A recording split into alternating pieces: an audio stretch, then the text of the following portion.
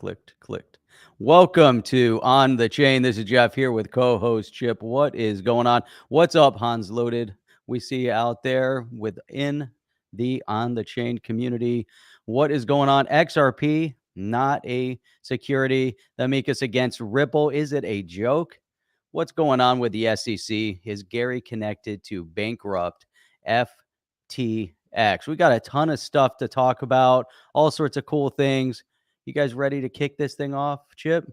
I'm ready. Let's go. Welcome to On the Chain. Yeah, welcome everybody. Guys, if Chain. it's your first time here, go ahead, and click that subscribe button. And don't forget to click that notifier bell because you may be notified 1 out of 10 times, which would be better than not being notified at all. But that's usually how it works. People that are long-time OGs in the community are like, hey, man, how come I don't get the notification? I'm like, well, don't worry. We don't get them either. So there you go. I mean, that happens. But Jeff, there's so much. I got my notification today. Oh, did you? See, I didn't get mine today. That's weird. There it is right there. I didn't get it. And hello, one user on Twitch. I don't know if our one user on Twitch is out there, but hey, man. Oh, by the way, I was watching a cool Twitch stream yesterday. There were like 4,000 people on it. I was like, man, that's incredible. On a Twitch stream. Sweet. And it wasn't gaming. So anyway, as you guys pile in here, go ahead and drop the country, the city you're in from. Love to hear where everybody's always coming in from. But let's jump right into it, Jeff. There's a lot to unpack here. I want to start on, I thought we'd started on a bit of good news. I'd say, well, good news is always good. As good news as it could be. Let's put it that way. I think we should probably preface it with something like that. But this is kind of an interesting sort of. Go to jail? Is that the good news?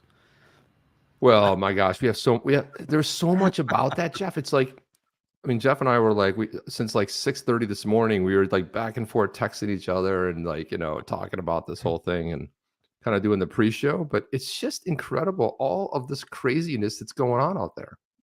Staffordshire, England. What's up, Michael? We got Gold Dragon from Belgium. Everyone give a quick shout out where you're tuning in from. We've got Saskatchewan and we've got Australia. What is up? We got Boston. Rough Rican is always here on Saturdays, man. Here's one for you. Leicestershire. They always tell me every time I go, they go Leicester. That's what Americans try to price it. Leicester is Leicestershire. Is it? I think it is. Shire? Pretty close, Toby. Leicestershire. Everything's a shire. It's a shire. Sure. I love our Quebec is friends. Easy. Got Jamaica. Man, Mr. Crypto's all the way in Jamaica. By the way, I was at the doctor's office the other day, and my the nurse she's Jamaican, and we had a little cool conversation about Jamaica. It was a very fun conversation. Anywho, from Jamaica, by the way. There you go. Jamaica me crazy. That's what I thought. Jamaica me crazy.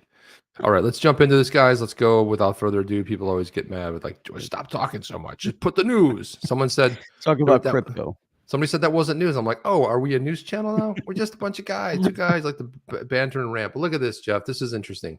Uphold launches a crypto-linked debit card offering rewards up to 4% in XRP. Now they've always had this debit card, but this one here, being able to have rewards in XRP is something very special, especially what's going on.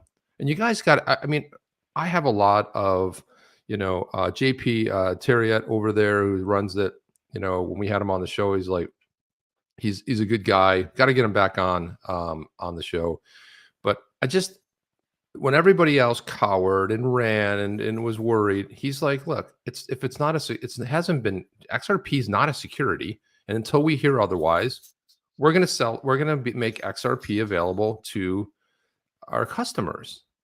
And if everyone else took that same stance instead of running and cowering and oh no, and is the SEC going to come after us? Brian Armstrong flexing his muscles out there, but Brian Armstrong is a public company. Of course, he's under that. But look at this, Jeff.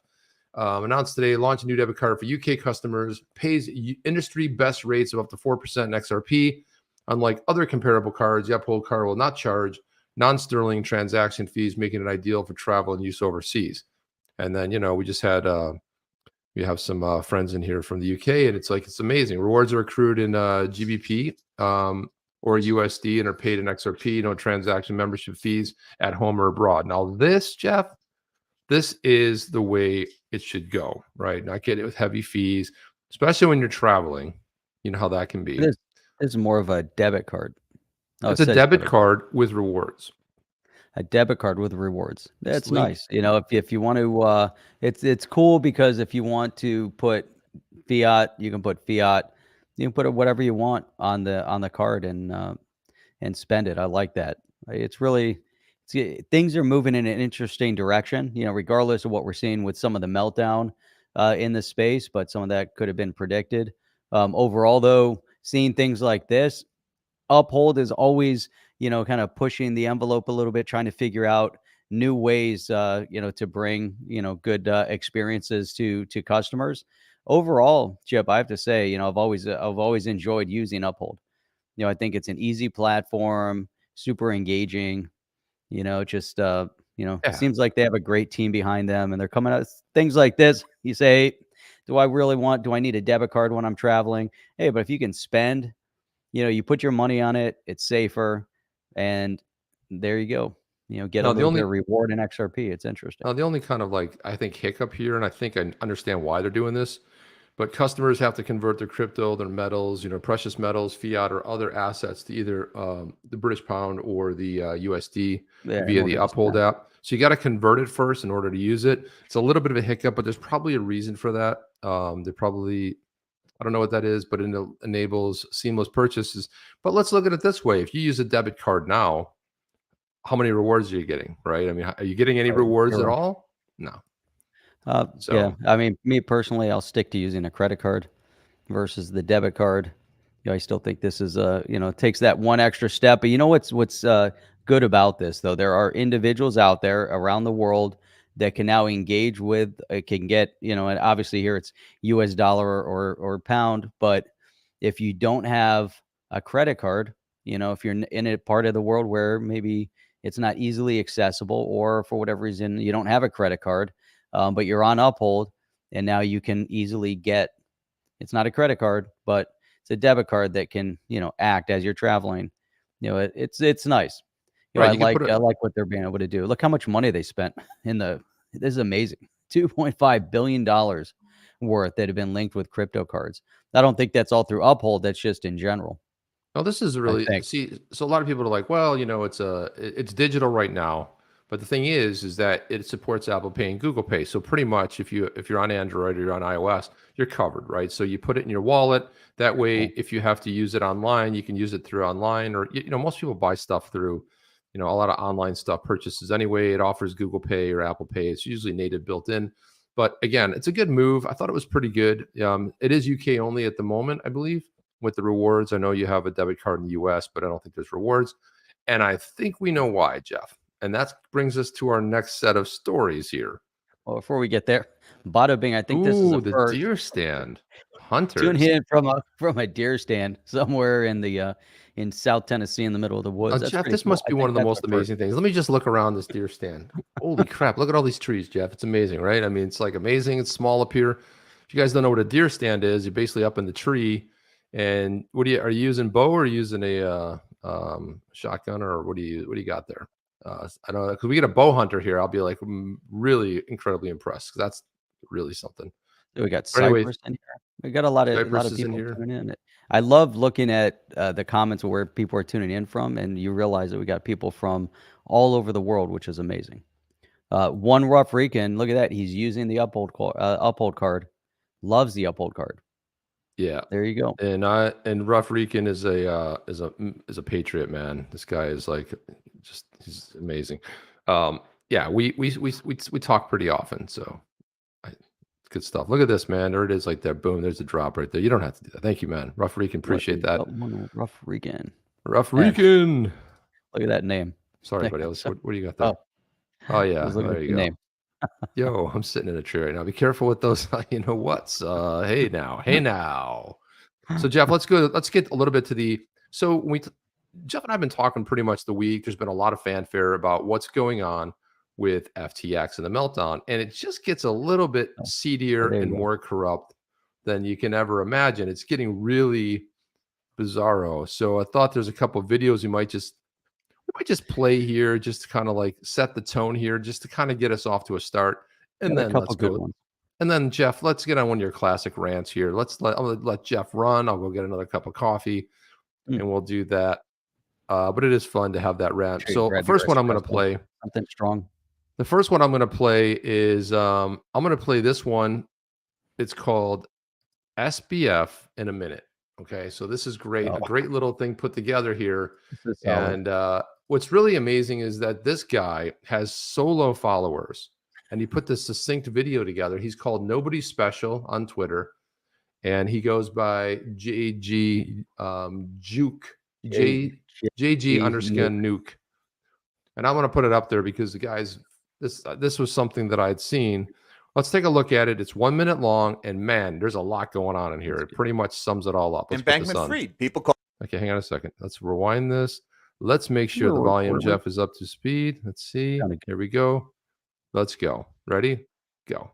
This is Sam Bankman-Fried. People call him SBF. He's the founder of FTX. He also controlled a crypto hedge fund called Alameda Research, but that's all gone now. He wants you to think he's this sweet guy. He even brought in a famous YouTuber who called him the most generous man in the world. Yep, that happened. Truth is, Sam Bankman-Fried is a liar and a crook. His personal crypto, FTX token, was basically a Ponzi scheme hidden below layers of Moonbro jargon. He even went on Bloomberg's podcast and bragged about it. Yep, that happened. He used his Ponzi token as collateral to borrow billions of real dollars that he couldn't pay back. He then used those real dollars to build an empire out of dying companies like Voyager and BlockFi. This led Jim Cramer to call him the new JP Morgan. That's weird. It's not like Jim Cramer to promote a billionaire con artist. SBF sold people cryptos like Bitcoin, or so they thought. What they really bought from SBF was an IOU. But as long as everyone didn't cash in their IOU at the same time, the scheme worked. Until it didn't. This other a-hole who hates SBF came along and engineered a bank run with some passive-aggressive tweets. It worked. SBF didn't have enough money to repay everyone at once, and now his customers have lost everything. He'll be happy to know that this is exactly how every bank in the world operates. So where did all the money go? He misappropriated $4 billion trying to save his failing hedge fund. Whoops, that's a felony. He spent $21 million on Super Bowl commercials, $5 million for the big guy, $40 million in campaign donations. I wonder what he wanted in return. And everyone who's pointing at this story and saying, this is exactly why we need to regulate crypto. Remember that SBF stole billions. That's already a crime. And he spent a lot of it on bribing politicians. Also a crime, in order to create a crypto monopoly for himself. Government regulations don't protect the customers. They protect the crooks. That's exactly what SBF was trying to do. Oh man, solid, man. You know what, this guy is something else. He's got 26,000 followers over on YouTube. Puts out some really great videos. I know we got some others to share their Chip, but check that out. So yeah, some really good stuff. Just done a couple on look at the next to fall. That was 4 days ago. Nice. He does other things, not just crypto. Yeah, he does. I mean, everything around finance too, right? So it talks about stocks and stuff like that. But succinct, man, really good stuff. Good stuff. We love to promote people that are, and I mean, like when you can do all that in a minute, before you and I joined forces and became on the chain, we were both solo streamers, and I did something called the XRP minute, and unfortunately, it was it was a lot more than a minute. It was like an hour, right? So it was kind of misappropriated there, but I always thought about relaunching the XRP minute where we would do that kind of stuff and put all that stuff in, but that's a lot to do. You got to cram it in there. But anyway, that's one of them. That kind of sets the stage a little bit. When we think about Alameda, which was the company behind the FTX, that was the trading arm of FTX. Jeff, we have to look at this here. I heard they had an amazing COO. Amazing, right? They certainly did, right? Brilliant. Super brilliant. Just incredibly brilliant on every and let's take a look at this. Here's a little clip that we saw over on Twitter, but this I want to say was the co-CEO of the Alameda arm, which was the trading arm. And this is it. Let's just watch this exchange here, Jeff. Absolutely could pull it off without my math degree. Use very little math. Use a lot of elementary school math. Being comfortable with risk is very important. We tend Jeff, being comfortable with risk is very important. Yeah, especially when it's other people's money and the risk is not on you, right? I mean, especially when it's $4 billion of other ones and it's IOUs and it's not you're actually basic map. I like it. Oh, we just use basic map. This here. I wonder why they failed. And somebody else described her online as a Harry Potter fan. I don't know if it was because she had the Harry Potter glasses, and there's nothing wrong with that. But this is who was running the trading arm of let's watch the rest. This is a short clip, man. Not to have things like stop losses. I think those aren't necessarily a great risk management tool. I'm trying to think of a good example of a trade where I've lost a ton of money. Well, I don't know. I probably don't want to go into specifics too much with that. Okay, we got to cut that out because that's not good. But anyway, that's the What in the world? That's a what holy in crap. the world is that, Jeff? My God, what in the hell is that? I mean, man, oh man, that's something, huh? That's insane. What the? There, it kind of sums it up right there. What a joke. And the joke is on everybody. It's not, it's like, so I'm trying to think of a trade we lost a lot of money. Was it the $4 billion one that nobody knew about? Could it have been that one with other people's money? And this also shines a big spotlight too on VC, the venture capital space, because they're just doling out money. It's like, it's insane. Everyone's, it was like the .com area. Just give money to anybody. You got a .com. You can use a computer. Here's a couple million. Yeah. So that's the other thing too. They were kind of dating on and off. So there's a lot of nepotism going on there. And also too, she's connected to somebody, which we'll get into as well. I bet you follow cartoon bears. Actually, there's a video by SBF and which cartoon bears, where he was basically talking about shorting stuff and crap. He was talking about he was basically going off on these, and guess what was part of that XRP? So they don't. Yeah. And if you know their token, the FTT token, I remember looking at it. Jeff and I talked about this. I was like, what is it for? Like, what does it do? Well, we kind of learned what it does, but it basically was just a Ponzi scheme. But I was like, it has zero utility. So they didn't really like tokens. But when Sam was going off on these certain tokens, it was because they had utility, Jeff. Yeah. So, it's crazy. It's so crazy. This is man. What do we have? Do we have the video with SBF in front of Congress? Do we have that one? I think it's in there somewhere. I think. Well, you know what it is? It's in from Wednesday night. Go on the Wednesday to keep. Oh, that's right. Oh, yeah, we played it on Wednesday. We played that Wednesday. But it's not a bad idea to play it again, Jeff, because it just highlights the corruption, right? And you see how all these people are linked. We talked about giving the second biggest donor to the blue team, SBF. Okay, so it's like, then what does that buy you? Well, it buys you to come on Capitol Hill and talk about how amazing you are.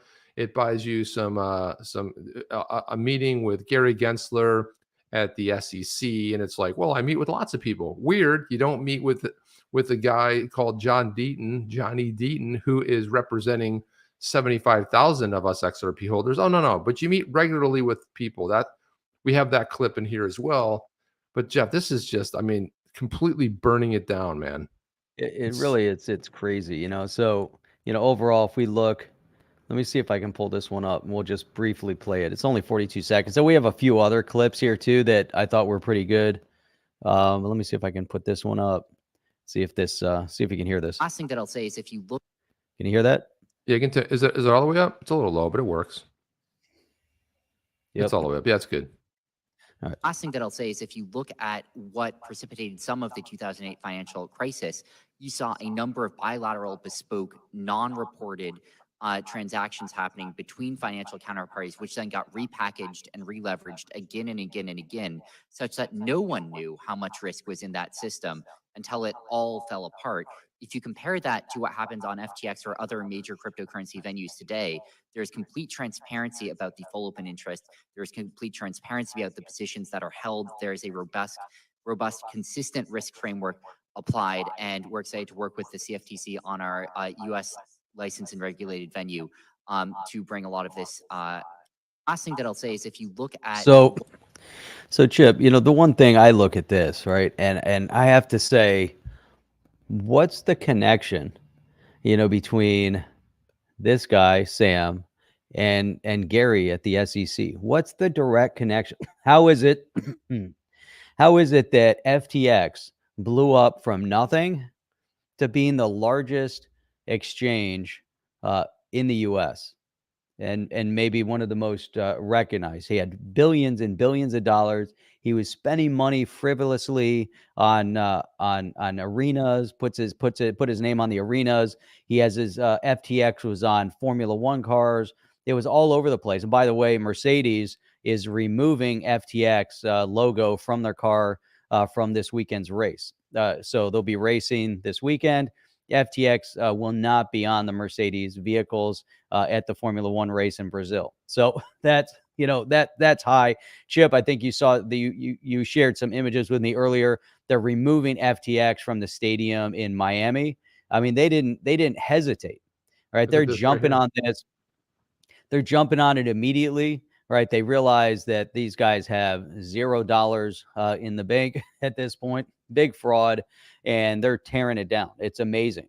So you could say, hey, innocent until proven guilty and maybe all this stuff. But these guys, he stepped down as chairman. The company's filed for bankruptcy. He's completely insolvent. But what was the connection between the SEC and FTX? Because it's very, very bizarre to see, how fast he blew up. It's insane. And this is the go-to, and they have him sitting there. We just played his video. He's sitting there in front of Congress, comes out of nowhere, but there are some direct connections between him and the left and politics. His mother, and then there's some others that are very. I'm going to get into that next. But let's get into that next. I don't want to get deep into this, but there's too much going on here. But let's look at the beginning of that video. The beginning of the video, he basically was foreshadowing exactly what he was doing. And he's talking about the transparency. Right. Well, if there was transparency, people would have been caught onto this a long time ago. John Deaton put this tweet out, as Charles Gasparino talked about it on air. And unfortunately, we don't have a video we can play. The sound's too low. But Gary Gensler's old boss at MIT, Jeff. So MIT. Let's connect the dots here. Gary Gensler's old boss when he was at MIT is the father of Alameda CEO Carolyn Ellison, who we just watched the video of. The general counsel, the general counsel of FTX was used to be the lead counsel to Gensler when he was the CFTC chair. Now, I understand that most people that's a career builder when you said, well, I worked at a government regulator, right? Either CFTC, SEC, but the connection here is a little bit uncanny. So FTC's general counsel was the lead counsel for Gensler when Gensler was at the CFTC. Now, Sam Bankman-Fried's mom was Hillary's lawyer and a Democrat operative, and she also had she had a PAC. Well, she still has it, but that donates money and does a lot of stuff. And then Sam Bankman-Fried was the number 2 Democratic donor. Number 2. He put who was number 1? He put like $40 million in. $40 million in. So again, of your money, by the way. That's right. Of your money. Whoever's out there with FTX, your money. Yep, somebody nailed it right in the chat here. Someone said that they heard it was Hillary's lawyer. Absolutely spot on. So this rises to all sorts of levels of wrongness, right? It's just very insane. And I've seen this in the chat a couple times. They're talking about his plane has gone to Argentina. They're going to bring him in front of the SEC. This whole thing is melted down. If they can extradite him. He was obviously a I don't know if you can say he's a plant, but he was definitely a puppet being used, through this process. The guy's obviously intelligent. Was obviously able to pull some things together and speak and do all these things and understood what he's getting into. But what's amazing about this, Chip, is that the interconnection, the inner circle, and how much money was handed over to the inner circle. That's what I would like to know. How much did they benefit from it? And was it all about a money grab, or did they have a bigger agenda at stake? But the one thing that we do see is that this was 100% a money raise for the left. 100%, right? You can't deny it. You can't say that it didn't exist. You can't say it was a conspiracy theory, because this guy, Sam, raised and donated over $40 million to the left, to the politics. And you see the direct connection between his mother. You see the direct connection with with the Clintons. You see a direct connection with the SEC. It's Mhm. very, very terrifying to witness what we're seeing. The thing is that the Ponzi scheme has folded, and as the Ponzi scheme folds, all those big power players in the background that were saying, "Hey, we're going to benefit from this," they're all going to fry him. He's going to be the scapegoat. He's going to be the one that goes down in flames. He went from $16 billion in net worth to zero in less than a week. And now what? And now, if that's accurate, if his plane's heading over to Argentina and he's fled from the Bahamas, what more does that say? It's just really, really unbelievable. First thing I thought of when I thought of Bahamas, I'm like, do they have an extradition treaty, right? So if they do, you want to get right the hell out of there. But probably who doesn't have an extradition treaty? Think of if this is true and he did flee to Venezuela, we can be pretty sure there's no extradition treaty there. So you do a quick Google search and you say, which countries do not have an extradition treaty so that they can go ahead and extradite him? And people always forget too that there were two FTXs. The FTX that was U.S. based only, that was under regulation, right? It was part of the regulation and so-called transparency. Then there was the FTX, and this was the one that the other, as the guy in the video put, the other a-hole who manufactured a couple tweets. And never underestimate the power of Twitter. Everybody did a bank run, the equivalent of a bank run, and started to get all their crypto off there because he said he didn't have the money to cover. And guess what happened? Crumbled the whole empire with just 2 tweets. Incredible, Jeff. And I wanted to put this up here because Tom Emmer's been all over this. If you remember, Tom Emmer famously said, "A new day's coming." He said, so Gary Gensler put this on. We'll look at this clip. He said, "I'll be joining Andrew Sorkin on Squawk Box at 8 a.m. to discuss recent developments in the crypto markets." And then Tom Emmer said, "Well, that's interesting. Gary Gensler wants to run to the media while reports to my office allege he was helping Sam Bankman-Fried and FTX work on legal loopholes to obtain a regulatory monopoly." We're looking into this. Oh, hell yeah, we are. Oh, hell yeah, they are. This is huge. This is probably one of the biggest, and it's interesting too, because we're seeing, if you guys aren't paying attention to the unraveling of this last election cycle, is another disaster. It's another embarrassment for the United States.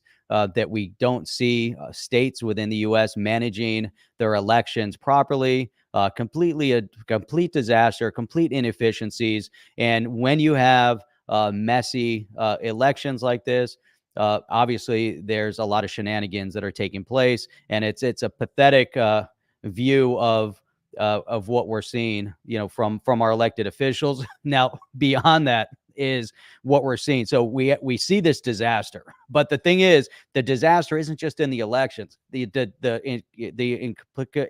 complete incompetence, the complete incompetence and disaster is at the highest levels. So what we're seeing is all the inner workings right now that's being revealed. And so right to the SEC. So pulling up that Tom Emmer tweet again. It's crazy because things are happening, things are going on, and I'm not going to just point the finger at one political party, because that would be wrong to do that when we see that there's on both sides, because obviously we know with the lawsuit against Ripple, what wasn't just from Gary Gensler. We know who dropped that lawsuit, and there was another political group in power at the time when Hinman and Clayton were involved, and so there was other things going on and being orchestrated. There's a lot of power grab, a lot of power moves being revealed at this point. It's kind of terrifying, when we see this, because there's a power structure outside of politics. The politics are really to keep the people, busy, fighting each other. And then there's something else going on, completely separate, from that. And I'm glad that Tom Emmer, there's a few politicians out there that are saying, hey, you know what? We're not going to put up with it, and we're going to investigate, and we're going to dig deep and try to figure this out. And then you start seeing some imploding going on as well. If you look at the guy that's responsible for the border in the U.S., this administration has asked him to resign. And, his response back was, why would I resign when I'm doing what you told me to do? And now there's a whole bunch of infighting. There's all these things going on. And this is just representative of a disaster. It's Yeah, it's but amazing, right? let me just It's jump in all here, it's all Jeff. being revealed, Chip. It is. It's all being revealed, and you're right. The corruption runs strong on both sides. But I want to highlight something here for people who either live in the U.S. or outside the U.S. It's my time to go on a little bit of a rant here, Jeff, because I want to show this right here. Even this map is not, of course, look where it's coming from, but this map right here. Now, if you guys heard about Florida and what happened in Florida, and first of all, that's all red. Number one, all red. First time ever, Miami, Palm Beach County, Miami-Dade, Palm Beach County, and Broward County flipped. Why? Well, because the governor here, Ron DeSantis, went ahead and put in a cyber election unit and started going after people that were actually committing voter fraud. Now, you haven't heard about that. The reason you haven't heard about that is because, well, it doesn't happen. That's what we're told. That's what the Republicans tell us. That's what the Democrats tell us. They tell us, no, there's nothing going on there. It's all perfectly above board.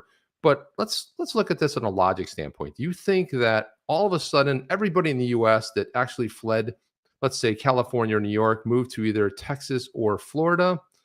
Let's just suppose for everybody in Florida are the only ones, it's the only sentiment that said, hey, we're fed up to here. We can't take it anymore. And of course, it just was just weird. I mean, it wasn't a bellwether that Florida hit this. Of course it was. It highlights the corruption.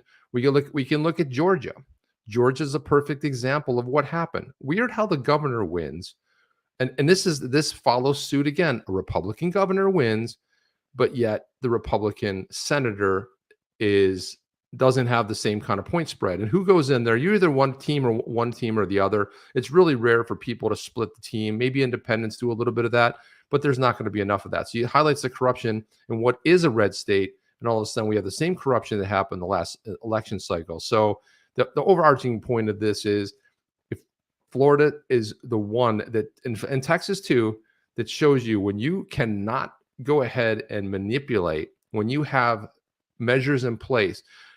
That race was called at 9 o'clock. We knew who the governor of Florida was at 9 o'clock. Now, if we look at Arizona, they are still counting ballots. And what are they doing? They're releasing the blue teams first to make it seem like it's a close race. Meanwhile, there's about 400,000 ballots out there that people knew that had brought their mail-in ballots, and they dropped them in that day, because the early voting is where a lot of the shenanigans that Jeff's talking about happened. And if you think that places like PA and Michigan, people are missing the bigger picture. What we're looking for is crypto-centric people, as people who value freedom and are not necessarily want to be party affiliated. We want to look at one thing. We want to look at who has been writing the regulation that needs to get passed. And all we care about right now is control. If the red team takes control of the House, we know that Tom Emmer, we know that Warren Davidson are going to go on a rampage. They're going to drag Gary Gensler in there if he's not fired or resigns first.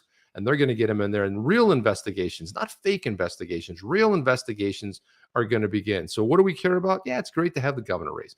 It's great to have other people.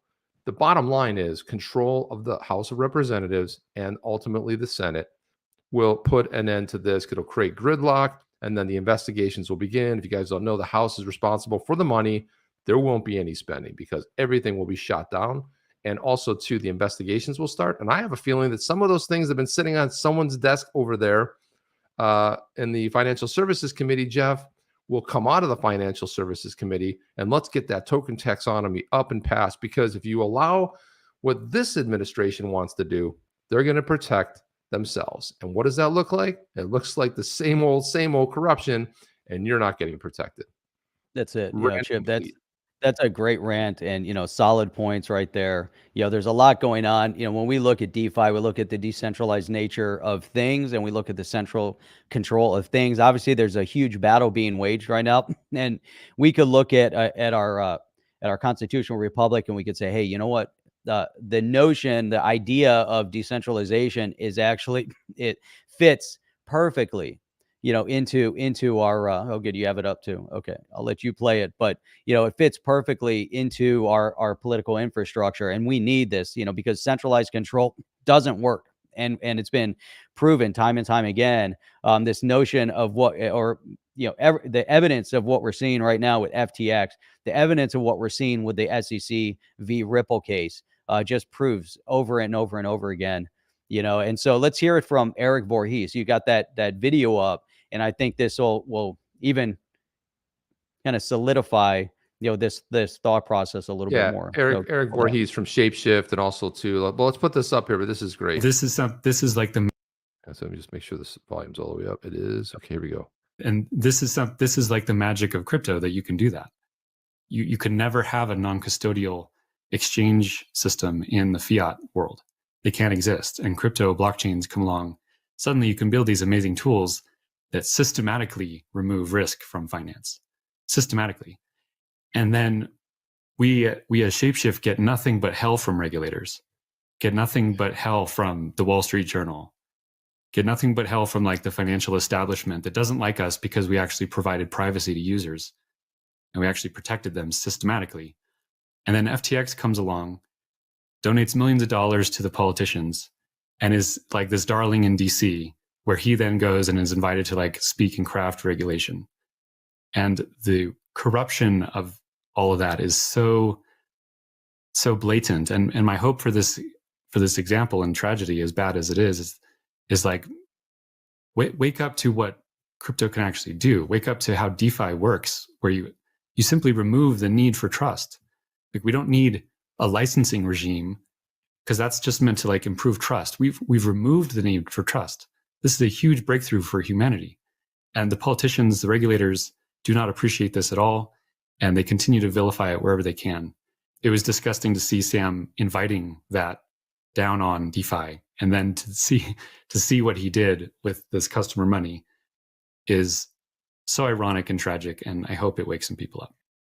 This is Chip. That's so solid. At that point, Amazing. I mean, he hit so many strong points there. One, attacking the corruption at the highest levels, the do nothings in politics, the fact that the politicians, once again, undermining the will of the people by them deciding, hey, we're going to pick winners from losers. They're not going to pick the too bigs to fail. They're just going to pick the winners and losers, the ones that they feel that they have control. We just showed the inner circle around SBF, the inner circle that influenced FTX, the inner circle that benefited financially from the money from the people that invested in FTX, and that money was then redirected in tens of millions of dollars to one political party that has no goodwill towards the crypto space, zero goodwill. And that's been shown through each form of legislation that they tried to pass. It's shown through executive order that they tried to pass from that infrastructure bill. They have zero goodwill to the crypto space. The SEC right now has a target on the digital asset space, on the crypto space, on DeFi. And I'm not saying that again, it wasn't just from this political party, but we saw the previous administration didn't take such drastic actions against the digital asset space, against blockchain, against crypto. So if you look at the two in parallel, in the past 2 years, more destruction has been done in the U.S., not saying around the world, because we're seeing digital asset and blockchain blossom all over the world. But in the U.S., more damage has been done in 2 years than we've seen, I think, in the history, not just of blockchain, but of our financial structures. So, and nobody can disprove that. I don't care, if anyone's drinking the Kool-Aid and believes that somehow you are more financially well off today than you were 2 years ago. You've got to take your head out of the sand, because you're not. Your 401k has been destroyed. Your savings has been destroyed. Inflation means that even if you're making more money, you're spending significantly more money on the same goods that you were 2 years ago. Things are an absolute shit show right now. And for us in the blockchain space, to be passionate about crypto, to be passionate about DeFi, and yet still want to adhere to the centralized, controlled power structure that is undermining our republic, it just they just don't work congruently with one another. It just makes no sense. It's like water and oil. It's so far being separated, but it's so. But I think, Chip, we always look at the good side of bad things happening. Sometimes bad has to happen for great things to happen, right? You have Right. to go through some difficult times. FTX collapsing right now, to me, is a great sign. I'd rather have it happen now than Sure. later on down the road. Let it all be revealed right now, especially when nobody is in a stronger position. Actually, I think we're probably in a stronger position right now than we would be if they had their talons, completely sunken in, and somehow FTX succeeded and they gave all the power to FTX, which is what they wanted. Right? They wanted to give all of it. If they were inviting SBF, as Vorhees is saying, to help write legislation, right? This is only in the past 2 years. So now he's gone. It's been destroyed, and we move on with life. There's a big battle being waged. Thank God it happened now and it didn't happen later. That's all I'm saying. Yeah, well, also too, that legislation would not. Let's suppose that crypto legislation that Sam Bankman-Fried was helping to write wouldn't have avoided what just happened. So this is Voorhees makes the perfect argument here. Let's look at this. This is why right here. Let me put this up. This kind of succinctly says it. So this is shapeshift.com, and welcome to the new Shapeshift. 100% free, open source, community owned, non-custodial, and private. All of those features are what the so-called politicians do not want, what Voorhees was talking about. Why is that? Well, first of all, they don't like open source stuff, right? It's open source. What open source means, anybody can peek into the code and look at it and see exactly what's happening. That's called real transparency. The fact that it's community owned, again, so you don't have central ownership, you don't have centralization. It's non-custodial, so again, no centralization. And the fact that it's private, no centralization. So everything equates in that thing is decentralized all the way, from open source, community owned, non-custodial, and private. And this is exactly what the fear is around this whole thing, is that what people are really worried about in politicians. And I want to put this up here because Chad Berry's making a point here. Chad Berry's saying that over half of crypto is going away. Get ready. The purge has started. True. Okay, maybe crypto is going to go away. Projects are going to fail anyway. There's 6,000, 7,000 crypto projects out there. That's a give me. But I will say that if we look through, and we're students of history, Jeff, and we kind of look at history and we look back, look at all of the fail points. Okay, if we go back to early days, okay, when the mobile phone first came out, it was like, oh, well, there's the landline and this and that. Well, who has a landline anymore? I mean, sometimes businesses, but businesses went away. People went remote. Let's look at the taxi industry. All of a sudden, you had something new come along called Uber. You had Lyft come along, and then who fought them?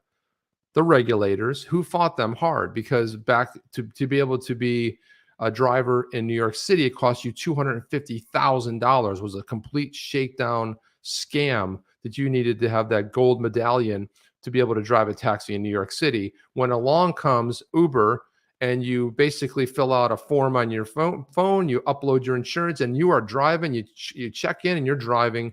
As long as your car was within 5 years old, you're a driver, and now you're competing with that. So throughout history, you can see where the new thing came in and everybody fought it and argued and they got mad. And this is exactly what we're having right now, Jeff. Exactly your point to what you were saying is that the whole idea of it going down now, let it go down and fail now, right? Let's fix it. But if you think the fix is the politicians coming in and writing regulation, not the fix. That's not the fix we need. But what good is the SEC if the SEC does not protect one of their basic tenets is to protect the retail investor? Zero protection. We saw Celsius fail. We saw Voyager. We saw BlockFi. We saw and of course, both of those were eaten up by FTX. And where was at any given point when regulators were involved in Celsius, regulators were involved in the U.S. arm of FTX, Jeff, where was the protection for the retail investor? And why is it the retail investor always has to take it on the chin? Meanwhile, the institutional, they always get a bailout, they get help, someone's going to come in. And who is it? It's always the politicians on both sides of the aisle. They always come in and bail them out. Not this time. That's it. And this is just disgusting. You look at this, Chip. This is the SEC. At the SEC, we work together to make a positive impact in America's economy, our capital markets, and people's lives, right? For more than 85 years since our founding at the height of the Great Depression, we have stayed true to our mission of protecting investors, right? Protecting investors, maintaining fair, orderly, and efficient markets, and facilitating capital formation. So think about this statement that this is their objective, is to protect investors. They've been doing everything contrary to that. It is, so far from the truth of what they're supposed to be doing. It's really it's getting to a point where it's a joke, right? XRP for me says no good will come from this useless. We the people standing together against corruption from both parties is exactly what needs to be done. Crypto Fitter said because those weasels know blockchain tech isn't good for them because then they can't manipulate everything for their own interests. And really, what's wrong with, you want to call it, let's talk about democratizing, but what's wrong with democratizing money? What's wrong with putting the money into the power of the hands of the people, right? That's where it belongs. That's where it should be. And, although we might not see eye to eye with politically with the leadership over at Ripple, and hopefully, but some of the things that they talk about, from Brad Garlinghouse, and really trying to identify this notion of, again, allowing people to control their money flow, making it as easy as sending an email, let people move money quickly. Right. There's other, areas like what Vorhees was talking about, let's let money move quickly, but at the same time, allow for there to be privacy. That's not going to happen with all these digital currencies that are beginning to pop up around the world. Which again could be the agenda of some of these big power players as they put and forced FTX out there, and they're trying to manipulate. They're manipulating the terminology and the outcome of where we're moving in this country, anyways, with digital asset, and they want you to believe that the blockchain and the DeFi and all of that is actually all wrapped up somehow with a nice bow on it. Within the digital asset, within the digital dollar or the digital yuan or the digital pound or the digital euro, whatever it might be. But that couldn't be further from the truth. That, there has to be a major component here of privacy. Let the people spend their money how they want to spend it, invest in what they want to invest in. If we put it into this decentralized framework, you pull out all of the money grabs, you pull out all of the centralized control mechanism that will then dictate what you can and can't do with your own money. So that's it, Chip. The greatest threat, Jeff, and how beautifully said that was. The greatest threat right now to the elites, to the politicians, to governments is the phrase decentralization, because it's exactly what you said, Jeff. It takes all of that centralized control. We know centralized planning, centralized control is a dismal failure. It doesn't matter which party runs it, doesn't matter which country tries it. It's a dismal failure because, especially at scale, that's the problem. It doesn't scale. You know what scales? Decentralization is a beautiful fix for that scale. And that's why they don't like it. I want to put this up here. Here's a politician thinking, right? Here's Rep. Bill Huizenga saying that U.S. taxpayers should not be asked to bail out FTX because of the potential criminal behavior of Sam Bankman-Fried, no matter how much money Sam Bankman-Fried doled out in Washington. So he's basically saying, he's saying it in a nice way, but he's like, hey, if you gave to the party who's now going to maybe turn around and try to bail it out. Now, the fallout from this is the bailout would only benefit the institutional, which is what we talked about, Jeff. It would be the institutional type of people. But you know who gets hurt? The retail investor. Look at all the people that lost money. Suppose you went on to FTX and you made a trade, you did whatever, and the way it was put, well, those were IOUs. They weren't actually. And how many people were able to move, who actually purchased on the exchange, moved it off to their own cold storage wallet? That's something that would be interesting to sort of get a kind of a barometer on, because those two tweets that were put out by CZ absolutely crushed it. And here we have, Jeff, a video from none other than Gary Gensler, who appeared on Squawk Box. And it's weird because Squawk Box on CNBC hasn't really been covering this much. And they usually give pretty softball questions. This one's kind of, it's kind of more along the same. But guess what? Gary Gensler given all the same freaking talking points. He's like a machine. Every single interview of the same 4 talking points. Here we go. Talk about that, Gary, because critics would say, look, you have been talking about the need for regulating. All right, let me just stop it right now. Why does this guy ever show up in an office? He works for the government, and he's in that stinking freaking study of his every single time with that weird picture in the background every single time. But look at his face. This is a man that's been beaten down. This is a man that's been destroyed on Twitter. This is a man, the XRP community took the pitchforks and the blowtorches, I will say, and every time he puts out a tweet, man, you just got to watch those responses because they are incredible. That's scary. And yet have not. There's been lots of focus. We had you on last time when you went after Kim Kardashian. But on a relative basis, going after Kim Kardashian compared to what is now a massive undoing of FTX isn't enough. What do you say about that? Look, I think that investors need better protection in this space. But I would say this is a field that's... Hang on a second, Jeff. Sorry. I know people get mad when we don't play the whole video, but this is what politicians do. This is what crafty people that work in government do. I'm fighting for better, regulations. I'm fighting for better protection for Dude, you're the guy.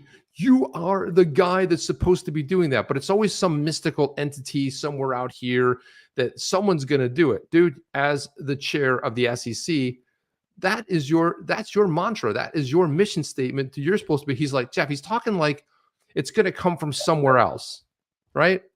Yep. All right. I'm going to try to hold my tongue. Let's watch the rest of this. Right. Significantly non-compliant, but it's got regulation, and those regulations are often very clear. And we have multiple paths. And one path is working with those crypto exchanges, crypto lending platforms, and to get them properly registered. And why that matters is that's so the public's protected. But we have another path, which is enforcement. We've brought, between my predecessor and the teams now at the SEC, at least 100 actions in this case. And we've been very clear in these various enforcement actions. And we had a big win even this week on a crypto token called Library, where a court clearly said, you've been on fair notice. And yes, this is a securities under the securities law. But Gary, in fairness, there are millions, if not billions of dollars that are going to get tied up that potentially will get lost in this situation by investors, not just retail investors, but pensions that have given money to venture capitalists that have invested in these things. Shouldn't this be more regulated? Yes, Andrew, and the laws are clear. And look, the runway is running out. I mean, the American public and investors around the globe are getting hurt by a field that says they put a lot of fancy talk around it, Andrew, and the technology is interesting. And I taught it at MIT, and I think that there is some innovations here, but we still need investor protection. And so what I would say is come in and talk to us. You've heard that before. The runway is getting shorter, and the laws are clear, and it's pretty rich for me when I think about it. Look, there's also celebrities. You talked about celebrities. There's celebrity CEOs in this space as well, celebrity crypto entrepreneurs. And so the public can fall prey to their promotions, their marketing, and the like. And it's really important. Our third path is also investor education. Going on a show like this is also to say to the public, beware, this is highly speculative. It is regulated, but without prejudging any one circumstance, largely non-compliant. Okay, that's it, Jeff. So, I mean, he actually was touting the enforcement arm. We have an enforcement arm. He's talking about regulation by enforcement. We have an enforcement arm. Everything's clear. Dude, if it was clear, we would not be where we are today. There would not be a lawsuit of the SEC going after Ripple. They wouldn't have gone after Library. And first of all, if you listen to John Deaton's his video the other day he put out earlier in the week that talked about the differences between the two, he's like, and we got to win with the Library case, and it's clear. None of it's clear. And then he goes back to the same talking points every time, Jeff. Fraud. Yeah, it's the whole thing. It's ridiculous. The whole thing is a fraud. And the fact, and I want to put this tweet storm up here for a second, and then we'll get into the last amicus brief that has been filed on behalf of the SEC by a company that's not even in the crypto space. Not even in the crypto space, yet the SEC brings them, and basically writes their brief for them. But let me pull this Jeff, up. can I put this up first? Because this is a direct correlation in this video. Stu Alderoty basically said in response to Gary, the only runway that's running out are these worn out and frankly false talking points from SEC Chair Gensler, his insistence on elevating the SEC's quest for power over effective regulation in this country is creating deep financial damage. Boom. And there you go. And then this is kind of a follow-up to that statement then, because this is Gary Gensler's buddy, as we know, right? Elizabeth Warren. The collapse of one of the largest crypto platforms shows how much of the industry appears to be smoke and mirrors, kind of like her. She's smoke and mirrors, right? She took on someone else's culture, misappropriated someone else's culture. We need more aggressive enforcement, and I'm going to keep pushing the SEC to enforce the law to protect consumers and financial stability. Let's destroy billions and billions of dollars in consumer retail investor money. Let's keep attacking because she has no knowledge, no concept of financial markets. She is one of the most ill-informed individuals. Anyhow, let's go on. So then Brian Armstrong says to Senator Warren, FTX.com, by the way, wasn't in the U.S., right? It was an offshore exchange not regulated by the SEC. There you go. He was in the Bahamas. The problem is that the SEC failed to create regulatory clarity here in the U.S. So many American investors and 95% of trading activity went where? Offshore, not domestic. Punishing U.S. companies for this makes no sense. Because these people, they're ineffective, feckless individuals. They don't care about doing anything. They create problems, they invent problems, and then they pretend like they're solving your problems. Kind of like the whole student loan. They were going to pay off everyone's student loans. You know what? It wasn't legal. And you know what happened? A federal judge dismissed it. When though, Jeff? The day after the election, they dismissed the case. So, okay, I mean, nothing to see there, Jeff. Right, there's so much of this. I mean, none of these things are happening in a vacuum. There's so many instances, so much evidence of this corruption. But anyhow, so I like how Brad Garlinghouse continues, picks up where Brian Armstrong leaves off. Brad Garlinghouse says, Senator Warren, Brian's right. To protect consumers, we need regulatory guidance for companies that ensure trust and transparency. There's a reason why most crypto trading is offshore. Right. So the fact that Warren and Gensler and all these people have no concept as to where FTX even was, the fact that they allowed Sam Bankman-Fried to come in and speak in front of Congress when his company was offshore, it's an offshore company, is ridiculous. Right. So there's a reason why most crypto trading is offshore. Companies have zero guidance on how to comply here in the U.S., which, again, Chip, you brought up Warren Davidson and the Token Taxonomy Act. Warren Davidson and Congressman Soto, put together the Token Taxonomy Act. But anyhow, Brad Garlinghouse continues here. He says, compare that with Singapore, which has a licensing framework, token taxonomy laid out, and much more. Singapore is light years ahead because of the corruption within our government, within the politicians trying to hold this back. They haven't appropriated a positive or proper licensing framework, but yet they want to attack all crypto companies by singling out a company that was offshore, FTX, which they propped up, by the way. They propped it up. They helped it build. They can appropriately regulate crypto because they've done the work to define what good looks like and know all tokens aren't securities, despite what Chair Gensler insists. So that's a complete slap back at Gensler. They aren't all securities. They have no clue what they're talking about. They have no desire to protect retail investors. It's all about their inner circle and protecting whoever is propping them up. Jeff, scroll up to the top again, okay? Here's more evidence, exactly what I talked about earlier. Keep going all the way up to Huntus's tweet there. There we go. Yeah, so there we go. So Warren, here's another one. Here's another one who is in the Senate, who, when she was in the private sector, made $400,000 a year as a tenured professor. And you know what she did? She worked about 6 or 8 hours a week. Okay, this is all massive corruption. And what else did she do? She misappropriated and said that she was a Native American. Turns out she was less than a tenth of 1%. And most people in the US actually have more, but she went ahead and that's how she landed that job, because she said she was a Native American. She was not. She was found out. Nobody cared, apparently, or the fix is in. And then what is she doing?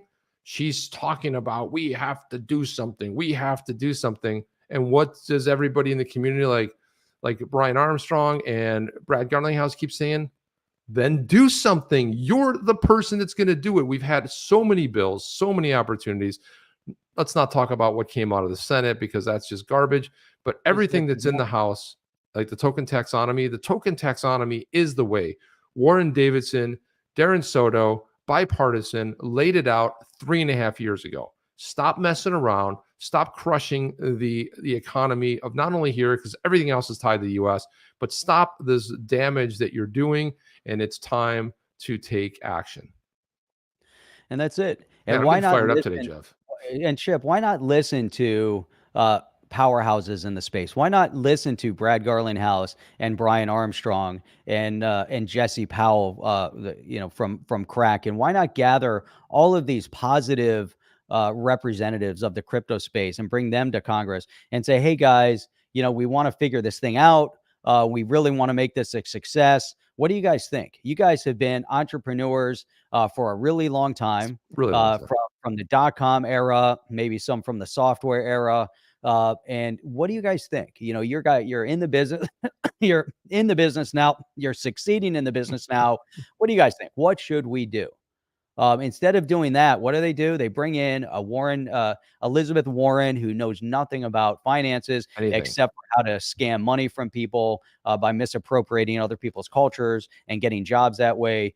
They bring in people like Gary Gensler, who supposedly taught a course at MIT, ran the CFTC, is in the inner circle of politics, is destroying the crypto space in the U.S. It's an absolute disaster. They bring in Sam Bankman-Fried as an example because of his interconnections to the inner circle, and it's just really, man, it's really it's bad.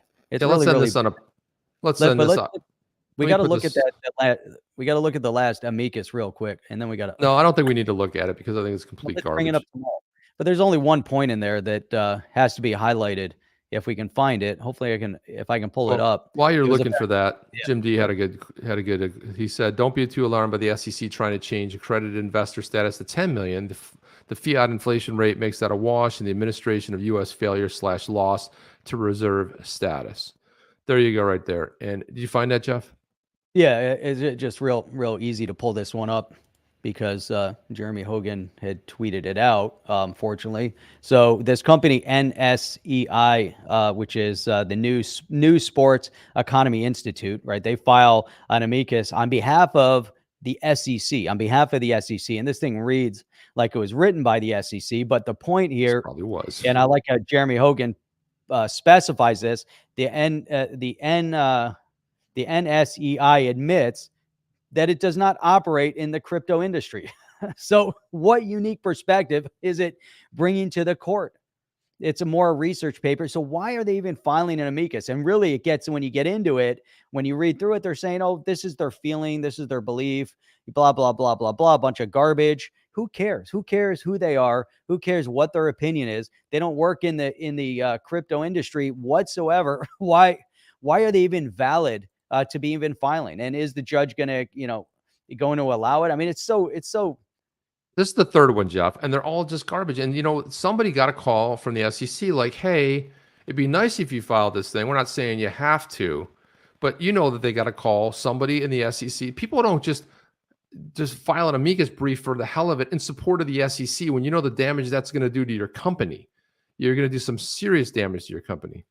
Hans is saying it's an opinion piece, a blog post. That's all it is. It's an opinion piece that they filed as an amicus. Let's end this on a funny note, Jeff. Let's end this. So David Schwartz put this tweet out. He said, I saw my doctor today, had a slightly amusing incident. On the symptom sheet, I checked off excessive crying.